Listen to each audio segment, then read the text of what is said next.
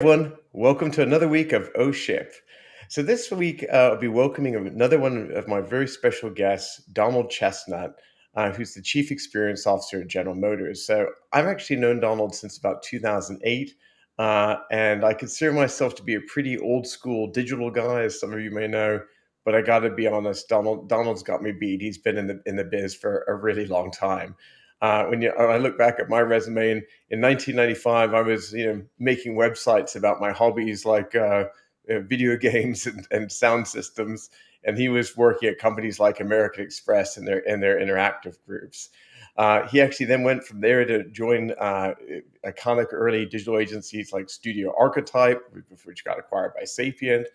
He went from there to become the Chief Experience Officer at Sapient Nitro, then the Global Chief Experience Officer at Sapient Razorfish.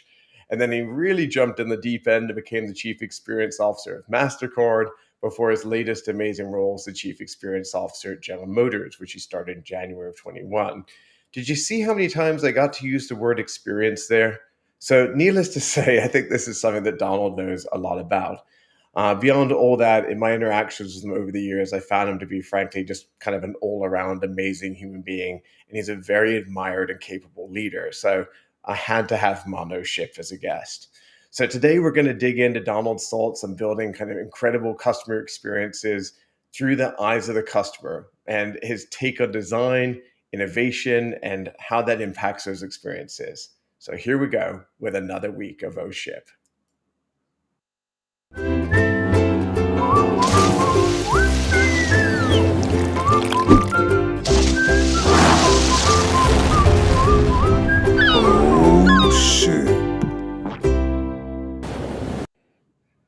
Donald, welcome. So glad you're here. Hey, Freddie. I'm delighted and excited to be here talking with you and everybody else. I really appreciate you coming on, and I've got so much stuff I want to dig into today. So I'm just going to dive in. I hope I did your incredible background justice. I think people are going to have a pretty clear idea of what you're all about. You made me blush and you made me feel old at the same time. Sorry, I think one of those was a good thing, one not so good.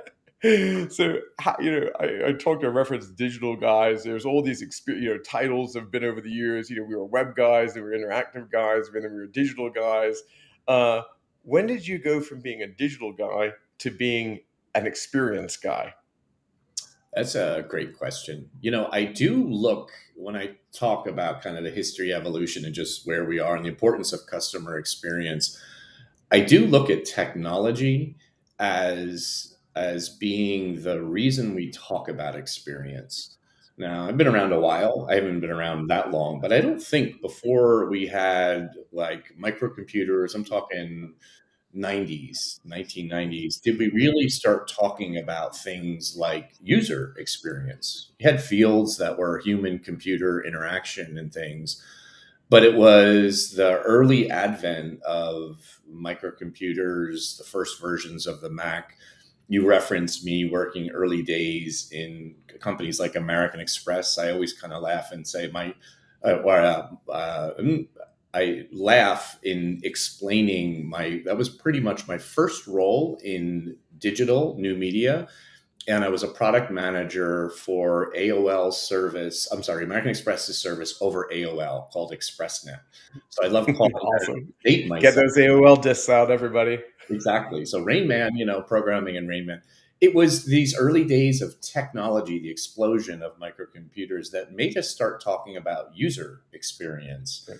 And I don't even think we said digital back then. It was just no, definitely not. technology and web. I think you mentioned website, webmaster, these roles. Yeah. Interactive. We got a lot of that. We went to the interactive phase. Was big. But it was when HCI started to become user experience in the late 90s that the word, and you called it out in your intro, like how many times you said the word experience, is exactly when I think I started focusing a little bit more on not the technology, but how people engage with the technology, which has always been my interest. So I went to graduate school in the early 90s at NYU's ITP program. And there was a lot of really talented people there, some creatives and some fine artists who wanted to do multimedia work. And there was some technologists that wanted to look at the future. I always said I loved technology, but I had no patience. I'm not a great designer. I'm not a designer. I love great design, but I was always interested in how people engage and making things super easy. So it was, I'd say, the late 90s that we started talking about user experience. And then, one of the early people that I worked with who was so instrumental in my career and many other people's career, Clement Mock, worked at Apple in the early days. He had kind of one of his many mantras was the experience is the brand. So it's Mm, really that late 90s that I think, I don't think we said digital, but experience became important. And it was first brand experience and then user mm, experience. And then as the industry continued to grow and technology transformed and disrupted all sorts of industries, mm, customer experience came to the forefront. So suddenly it wasn't just about one channel, it was how are you thinking about the business from the outside in. So mm, already been a little long-winded in that answer, but it is, I think, the late 90s that experience mm. came big, and it started with user experience in that way. So One of the things that makes you a very charismatic leader is it's obvious that you're very passionate about this space. And so I'd love to understand. I think you've told some of the things that excite you about experience, but what is it that you love about customer experience? Like, there's something about this that must make you really that excited about it, and I'd love to know what that is. So I love technology. That's what's changing the world. So that's the Yeah, starting point. Like you can't be in business without yeah, understanding the role that technology is playing. But there's a quote that Jeff Bezos, many great quotes, is talk about being customer focused. And he says customers are always incredibly and wonderfully dissatisfied, mm, pretty much exact words. And even when they're happy, they're actually dissatisfied because they will always switch to something else and something better when it comes along. mm, So that level of again, at the end of the day, my business and many businesses are really about people and knowing that what is new and innovative today quickly, if it's that innovative, quickly becomes standard in one industry and adopted to another industry. And then there's an opportunity for what do you do next? And I look at the evolution of retail in the last 20 mm, years, crazy with just plain e commerce, but then the role that physical retail continues to mm, play in a wonderful way. And it's not one or the other, it's the blend. So, short, long answer to your question, or less long than the first one. It's the constant change of customer behavior and people behavior that is the most exciting. So, if you're mm. really truly focused on the customer, that's what you need to focus on, and always look for opportunities to do things better. It's a really tricky space because I love how you say, look, I love technology. I love technology as well, so I can obviously understand that. Customer experience, obviously, if it sounds like really needs to be up constantly from the perception and perspective of the customer, looking through the eyes of the customer. But I think it's really easy for people to get lost in the new tech. And I've seen it happen throughout my career where they're talking about customer experience, but maybe they're so geeked out on some new technology innovation that's coming through that how do you find the right balance? Sometimes we talk about people being too early being a great example. Like, how do you know really when you start reacting in customer experience to new tech? So, I guess the quick answer is does it have the opportunity to change people's behavior? Mm, So really thinking about, the ability to use, remember, I think of Google Glasses, maybe a great product well before its time, but what did it really add at that time? Now we might see, and I think we will see a great new chapter in wearables that can mm, do a lot more. But if we talk about the experience of Google Glasses and what did it really add at the time, um, probably a great example of it didn't really change behavior, and it might be because the technology wasn't there or the applications of it. mhm, But I'll always go back to keeping an eye on technology and how it can. Again, that's because that's my definition of innovation. mhm, Technology is capability, but once you use technology to change how someone books a cruise or mhm, buys a car or whatever else it might be, or keeps in touch with their family, then you've innovated. and Mhm. that ain't ever going back. Is I would say that level of all right. That's how I think. On a side note, I cannot. If you saw me giggling at your answer, I wasn't laughing at the answer. As soon as you said Google Glass, to the day I die, I will always have the image of Robert Scoble in the shower wearing his Google glasses, which I would argue was the oh shit moment for Google when they were like, "Oh no, this is not the brand vibe that we're trying to put out here." Uh, uh, I actually had Robert on the show years ago and had to ask him about that as no ship moment. But yeah, too funny. I think he did finally take them off, thankfully. he's keeping them on the shelf. He's going to pull them out when kind of the time. Yeah, too funny. Yeah, while we're talking about glasses, that's a good one actually, and just pops into my head. Uh, there's rumors of Apple glasses coming out. You're hearing about other major brands doing this. What's your take on kind of face wearables, glasses, AR, mixed reality type impacting customer experience in the, let's call it, 5-year horizon? I think it's great to say, of course, there'll be some impact, but how much of a real thing do you think this is in the near term? Oh, I think it'll be real. So Mm, and again, understanding, I think that what we've already seen is people embrace wearables. So many people, Fitbits, Apple Watches, other types of things. Now, once you put something on your face, it's a whole different class of wearable. So, and I mm, think understanding and respecting that, and we can think about, oh, these devices, they're part of fashion or not. Or can we get to a point where I can have the eyeglasses that I've chosen today, but have them be digitally enabled? That would mm, be so. What I also love about the notion of face wearables and glasses is the mixed reality. So there's something to be said for full virtual, going full metaverse. yeah, yeah. But there's something pretty amazing about being able to experience today's world and have a digital overlay at the same time in some form or another. What that could do to shopping or to training and education or to repairing a refrigerator or a jet engine without the technician being, Mm. but being able to see that level of information. Brilliant examples that I think we will finally see the light of day.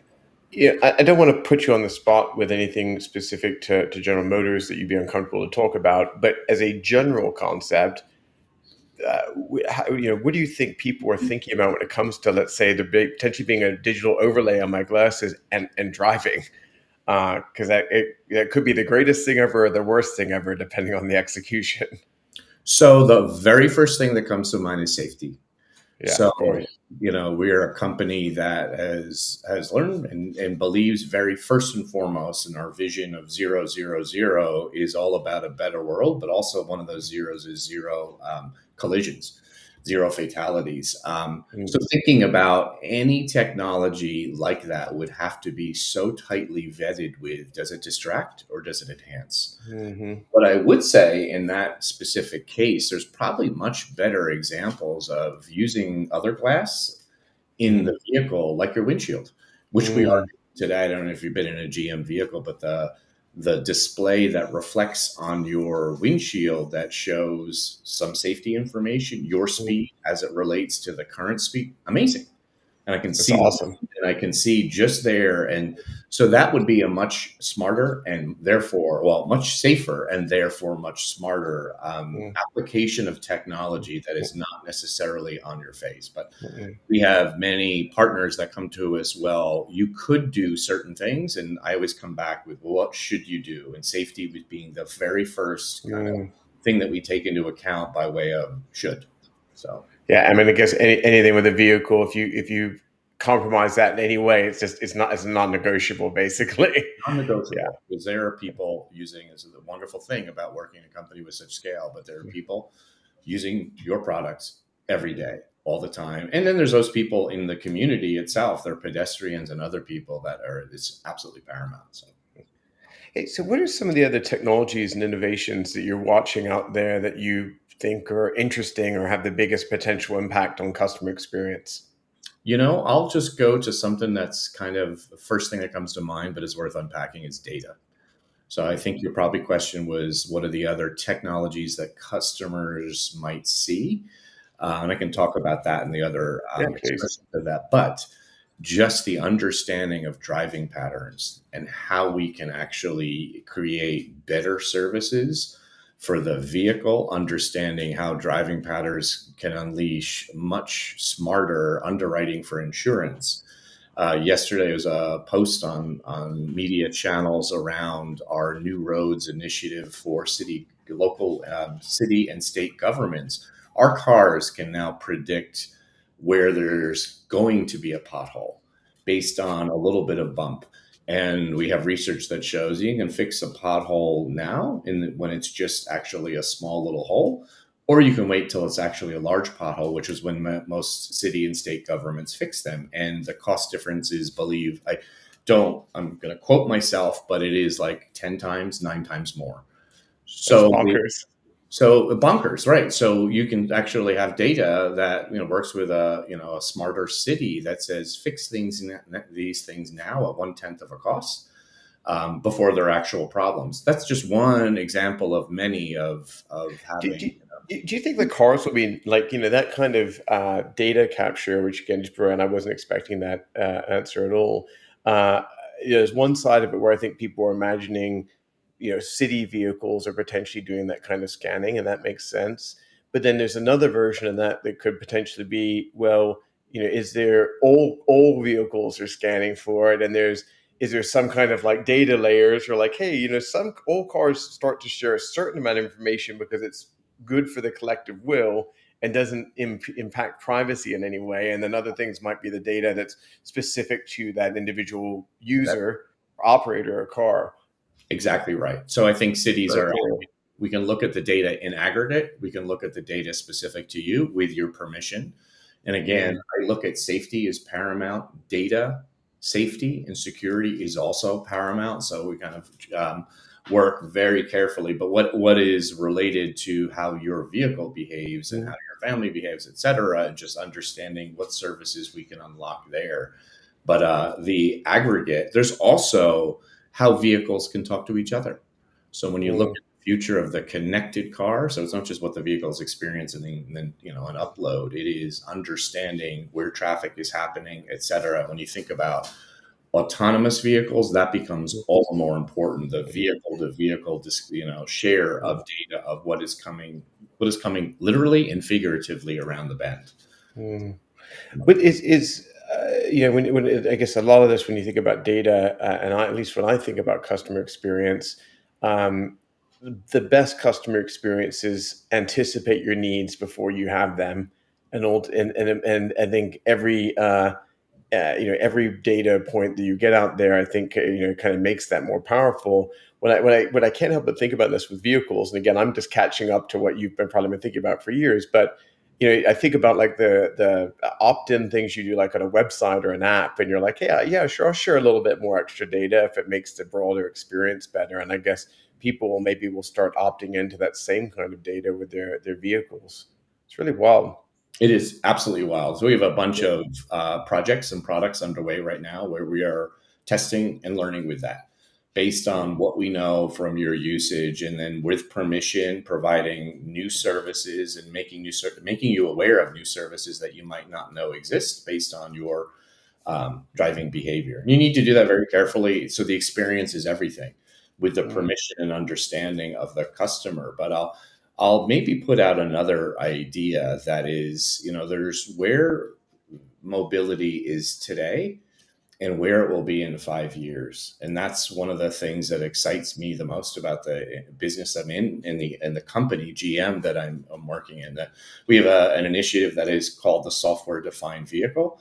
And I think of, maybe I'll just simplify it, like what a phone was in 2003, a smartphone back then, versus what it was after the second and third iteration of the iPhone, when suddenly it was a platform for apps. And now it is this little computer that does so mm, much. It is travel, services, business service, communication. I mean, the phone, as we know, is the least of it.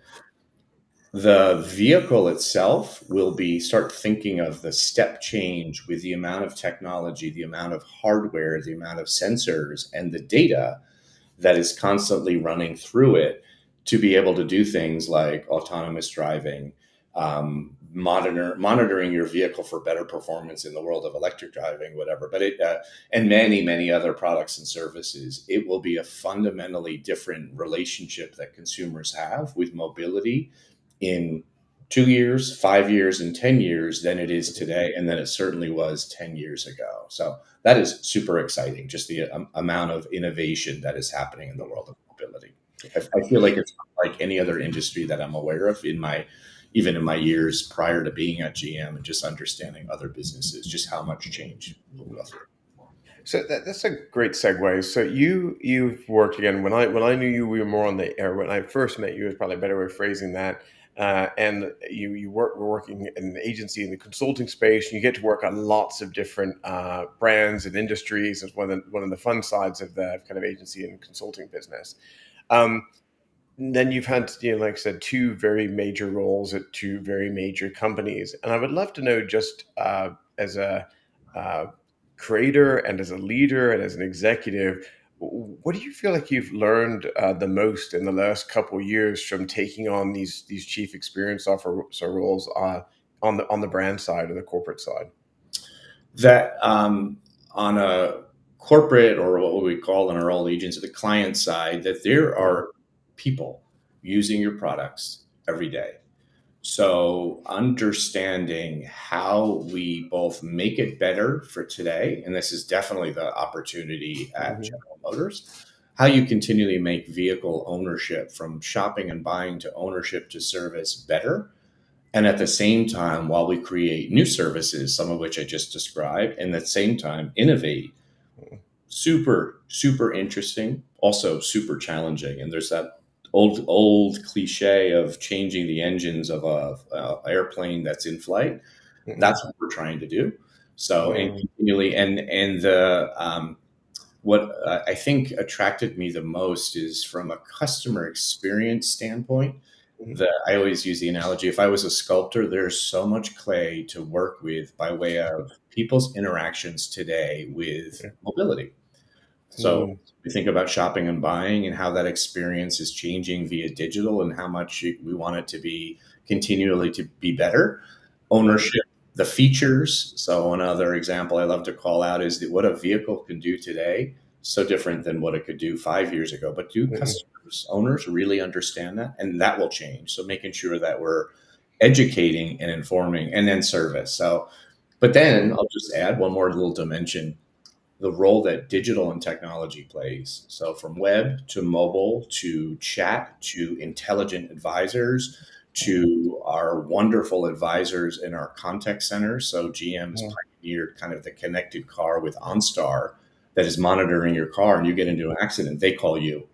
Are you okay? And do you want us, and mhm, they are 911 trained mhm. and connected to 911? So, all of the connected services that are all providing customer experiences, it's a lot. So it's just wonderfully exciting, to continue to think about how we make that better, at every step along the way. One of the things you alluded to a second ago is when you're dealing with a company of this kind of scale, and you've got multiple generations of cars, and using GM as an example, you refer to as users maybe in some of the other roles, but it's like, yeah, there are people actively using these things. I think sometimes in the creative and agency and the consulting world, you get brought in for a project, you have to come up with something brilliant, but no one ever talks to you about implementation, let alone with a company with tens of millions of customers and generational support and all of that kind of stuff. And I think that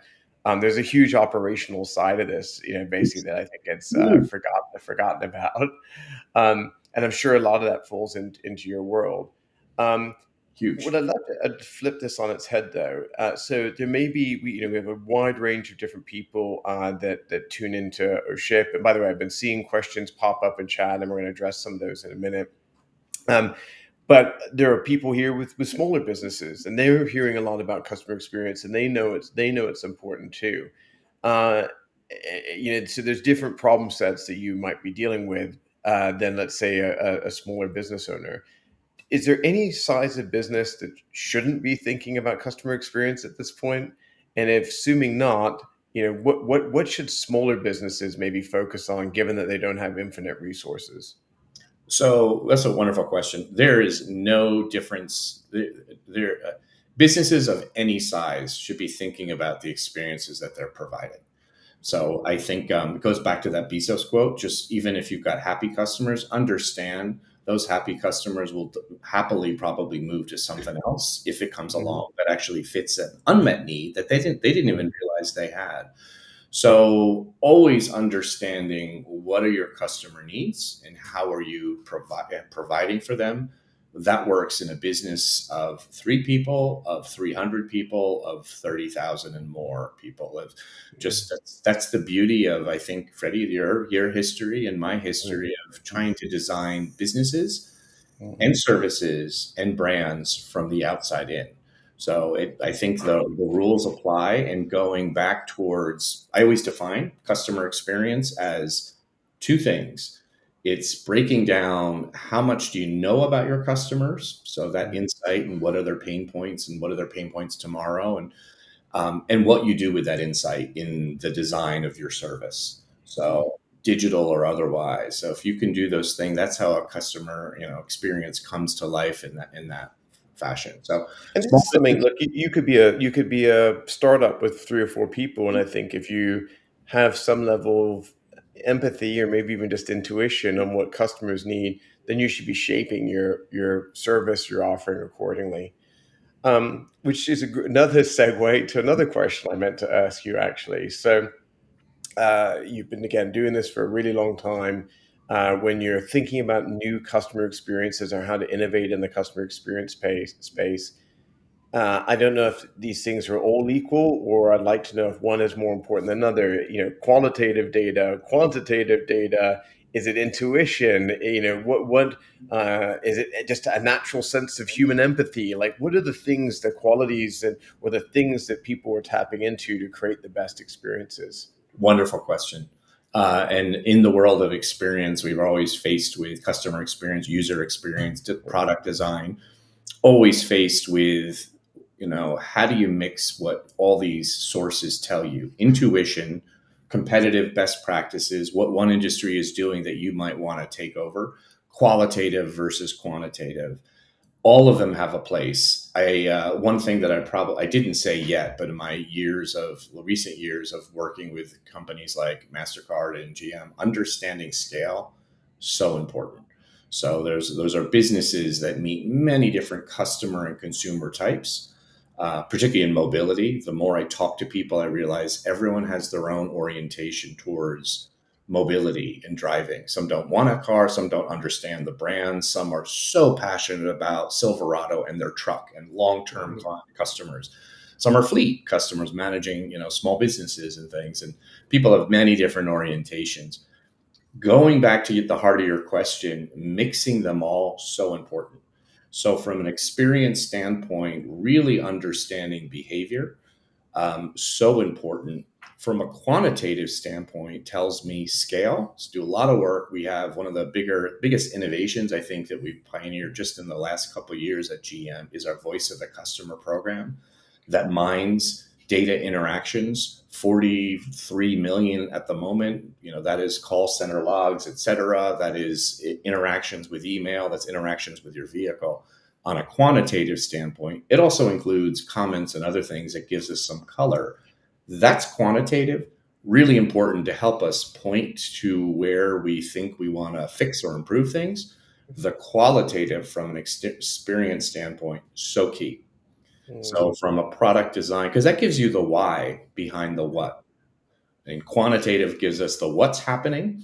I have a much deeper embrace in the last 5 or 7 years of quantitative than I ever used to. But then I need to pair that with a little bit of gut, understanding what we think will differentiate, but a lot of qualitative just to understand what is it about this fleet manager who is managing a set of 9 drivers that we think is the real pain point. And data alone, quantitative doesn't show you that, but it is very key to great customer experience. So I can't say enough about qualitative, but that's not the only part of the story. In large businesses that scale, you need to be able to take that and then prove it out, et cetera. So Yeah, I talk a lot about people's passion in their work, and for a lot of very successful people, the passion is always really evident. And so sometimes when you think about passion, it makes me think about artistic people, because I think a lot of that is kind of a passion-driven business. And so sometimes when I think about customer experience, I feel like maybe some of the real rock stars in that space. It's kind of like making good music. You can just kind of feel it. So yeah, you can see the data, you can sit in the interviews, you can be told the challenges. But I think I think great customer experience designers, when they really kind of quote unquote feel it, and they can really identify and have that empathy with the people they're designing for, I think I'd like to believe you get even better outcomes. Yeah, just really, it's just such an interesting space. So I want to jump around a little bit.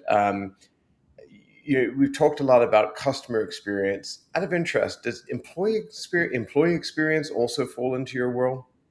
It touches on my world. Yeah. And so the relation, you want happy customers, you have to have happy employees. Firmly Mm, believe it. And you have to have employees that understand and have empathy for customer and mm, also understand the opportunity for technology. I also think if you're trying to compete in a world that is changed by technology, you need to create an environment that gives people opportunities, recognizes them for who they really are, their full self, et cetera. So important. But at GM, there are teams focused on the future, today's employee experience, and the future of that. I'm on a steering committee working with that team. So, sharing best practices in CX and understanding journey management and voice of the customer and data prioritization for which things should be mm. addressed in the shorter term, and trying to take some of those best practices. So it is related to my overall charter, but it's also a separate team, which is Mm. wonderful. There's so much work to be done also in the customer. Yeah, I'm intrigued. Does GM have like a equivalent version of you, like a chief employee experience officer, or not? Is it not quite that formalized yet? It's not quite that formalized, and there's a small team of a few people really leading that effort. Yeah, And yeah, then there's a larger steering team that are bringing best of breed thinking around. It's the moments that matter in an employee's journey itself. yeah. But just like our customers, it gets complex very quickly because we have tens of thousands of people in manufacturing. That's a very different employee experience than those people that are in management and in other It's areas. such I'm in really fascinated with this space lately. It's like in Chameleon Collective, we're effectively a people business, and so sometimes I wonder. It's like, well, is the talent actually is the talent the customer on many levels? So I'm starting to realize that so many of the things that we've been building to support our crew are actually it's employee experience type work, but the line is getting very blurry for us, I guess, is what I'm trying to say. So I think it's just I, yeah, it's a really interesting time for that type of work. Absolutely. It makes Yeah, me think of something that I believe in. I heard, I don't know, a few years ago, but I think the time has come that companies now work for the people that work there. Companies now work for their employees. So I look at it as my job to create an environment that challenges and rewards and recognizes and enables. And keeping that shift in dynamic, that we're now in that world, keeping that at the forefront of, because we think about the great resignation and what's going yeah, on today. It is absolutely my individual job, but all of our job to make sure that we're creating a place and enabling and taking the friction out of all of those things. So I like where you're going, Freddie. yeah, I yeah. think So as I describe Chameleon Collective as a company in service to the people, versus a bunch of people in service to a company, and exactly. I think that trend's going to keep happening, frankly. Be Um, curious what our viewers are also thinking and seeing around that topic. But I think we've only seen the start of it, and we will see more of that just over the yeah. next few years. So, it would not be O ship if I didn't ask you an O ship question, Okay. Donald. So, I'd love to know, in your career, whether it's you personally or even observing other people, have you ever seen an instance where, maybe with the best of intentions, a customer experience kind of project maybe blew up in your face or someone else's face, or backfired on a brand or a company and didn't quite have the outcome that they wanted, or as I like to call it, an "oh shit" moment. I've had many of those from how teams have worked. Yeah, I think, and there are a few where we launched things that just were total disasters. yeah, So I think understanding there's a right time and a right place for some products, and really being aware of that. So commitments towards thinking through what is it going to take to. And there's a travel site that I worked on in the like 20 years ago in Europe, very big investment, and part of our understanding of what could be differentiating based on ethnography and research and competitive benchmarking was content, and thinking about travel related content, because that's what people, at the end of the day, total disaster, because at the end of the day, booking is more important, and that's where the revenue comes from. yeah. At the end of the day, they're competing against booking engines. And if I look at travel today, so many sites, pick your brand. And I'd love to see if our viewers have a different point of view, but the content and editorial for travel planning is now held differently than the booking and the process around that. So it's just the first example that comes to mind. The other thing about that, so is that what customers and users really want, versus is the business committed to maintaining that?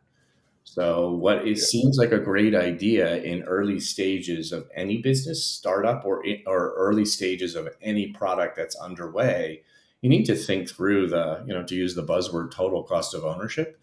And is the business ready to continue to maintain that level? In that case, it was content, because it's a whole different commitment than just providing the tools to find the right product, air cruise, air flight, I don't hotel. feel like people used to test enough. I think there's a lot, like, you get very creative people come in with very creative ideas, and there was a complete level of commitment and be like belief in this new idea, and people would just launch these things, and then they don't understand that, especially with a larger company, that they're like, oh, who'd have thunk revenue's off $14 million this month, or some staggering thing, because people weren't doing either A/B testing, or just taking iterative approaches to things. They were just kind of taking all the chips and sliding them across the table into one new direction. And I don't think you see that kind of stuff happen for any serious company working on customer experience now. Right. The understanding where the revenue is coming from and never losing sight of that. Sometimes I feel like that sounds like a boring kind of challenge, particularly for product and experience designers who want to do really crazy things, and crazy in a good way, really great ideas. But at Mhm. the end of the day, I think of other examples for major retailers who tried to buck the trend and let's create something that's different from Amazon today, and it just flops, because Mhm. that's not what customers want, and that's not what the business Kind wants. of customers don't want to figure out a new way to shop. They just want to get great products at the right price first. Yeah, it's It's why true. actually all the e-commerce sites, the more basic and boring they look, the better. They kind of fall into a couple swim lanes now, and people aren't looking for great innovative ideas on the design layouts there, because it crushes your conversion rate. So people are just terrified of it. And there's a lot of innovations in commerce today. There's a lot of staging of products and a little bit of editorial Mm-hmm. in the right places. I don't mean to Mm-hmm. be so reductive, but at the end of Yeah. the day, it's understanding pushing product. And I love the fact that many retailers are actually staging products without actually photographing them. It's all CG. So there's such innovations in creating some of the content that can do things quickly and Mhm. cheaply to feature a whole room of furnishings, and then from there take kind of the products and sell them in a really quick, simple way. So I have to know. I'm very intrigued when you look at a company like Mastercard or GM.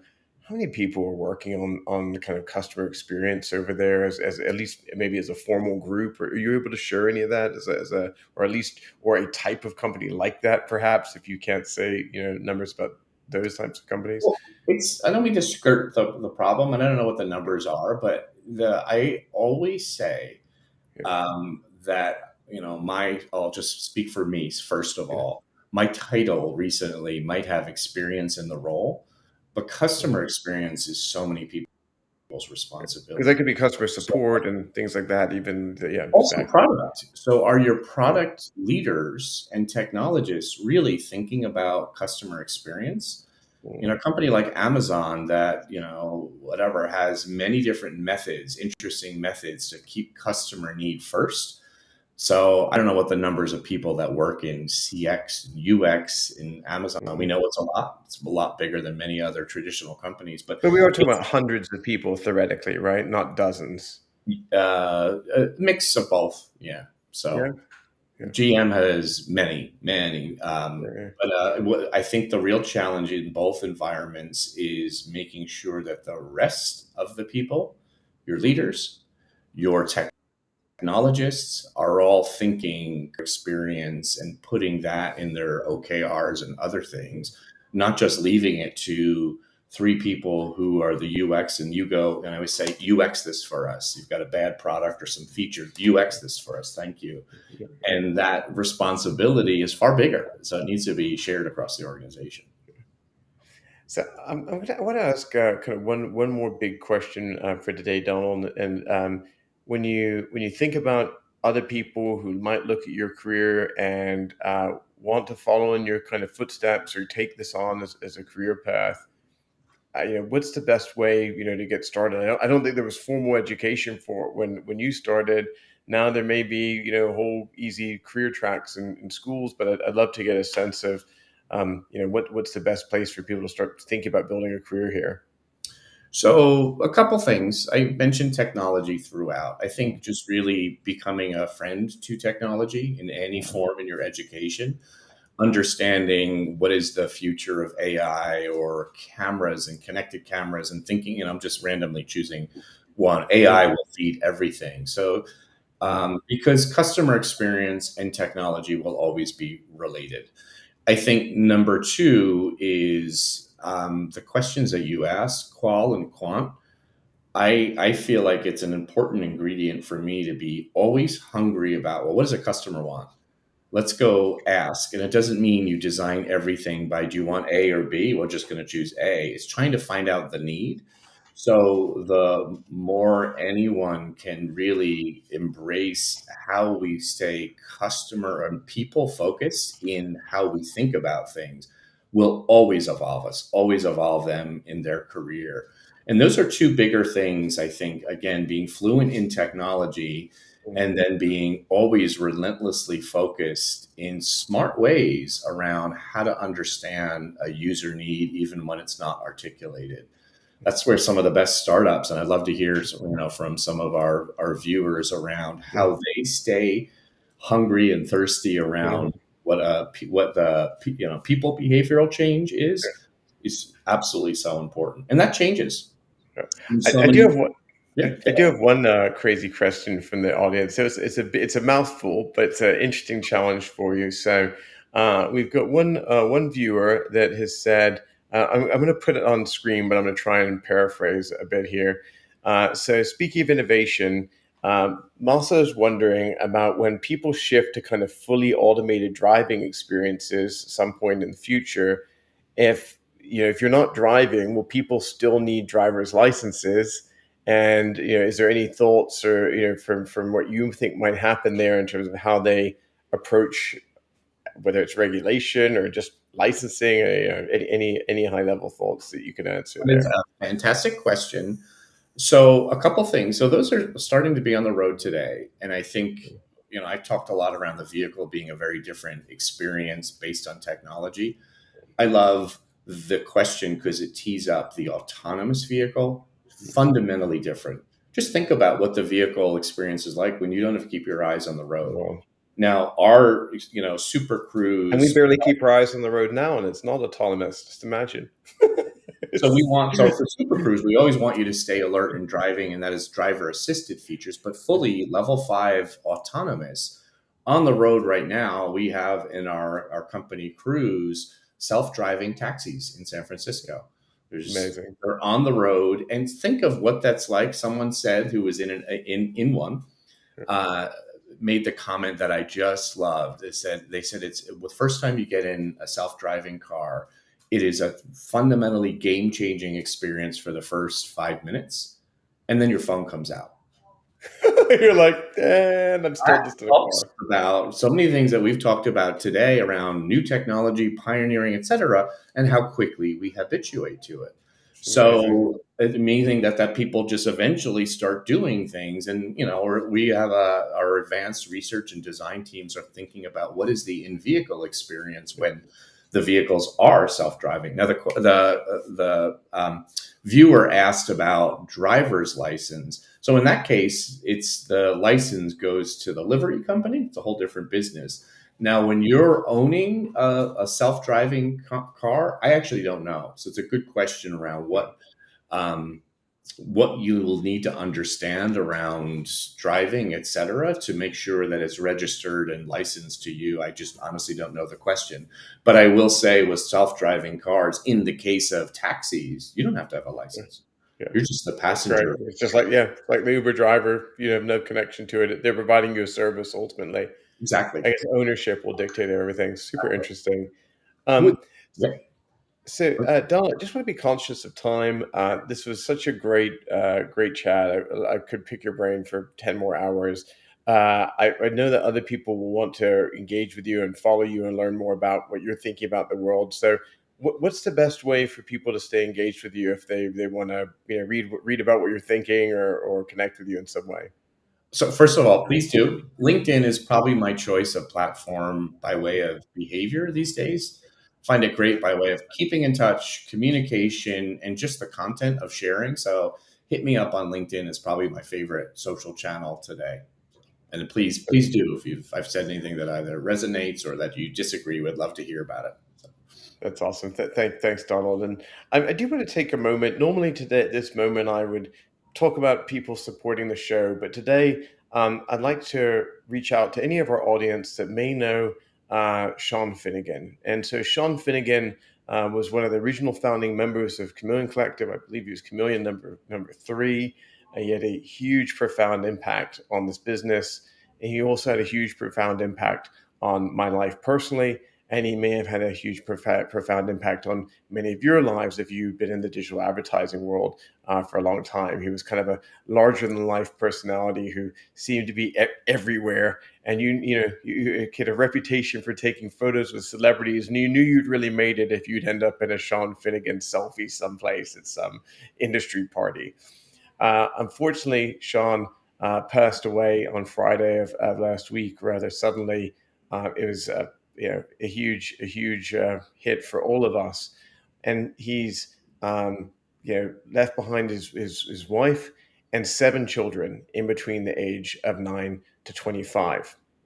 Sean had done an enormous amount of effort in terms of supporting everyone that was around him. He used to mentor students, he would mentor people's careers, he would give talks at universities, and he was always trying to invest in the kind of next generation of youth and people coming up through our industry.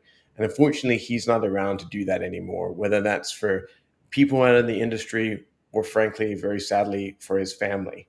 So today we've launched a website called friendsoffinnegan.com. This goes to a memorial site where you can RSVP to attend his memorial, whether that is online or on in person in Chicago. And it also gives an opportunity to donate to a memorial fund that we've created to make sure that his kids get the education that they deserve. And any excess funds that are there will go to other charitable organizations, potentially scholarship funds in the future. But if you were a friend of Sean Finnegan, if you've got the time, we'd love to see you visit friendsoffinnegan.com. And if nothing else, we give you a chance to have some closure at one of his memorials. And if you can, reach into your pocket and pay it forward or pay it back, depending on your relationship with Sean, that would be really, really wonderful. So thanks for letting me have that little sidebar, Donald. Again, I just it was only appropriate that happened today. So thank you again, Donald. You're awesome. Thank you to all the people that tuned in, whether you're listening live or you're watching on our podcast or any of the video streams on YouTube, LinkedIn, Facebook, or Twitter. Thank you again for supporting OSHIP. And again, thank you, Donald. Have a wonderful day. Thanks for having me, Freddie. It's been great. Thanks to everyone on the O Ship show, and drive safely. And my Drive thoughts safely. Well said. on Finnegan's family.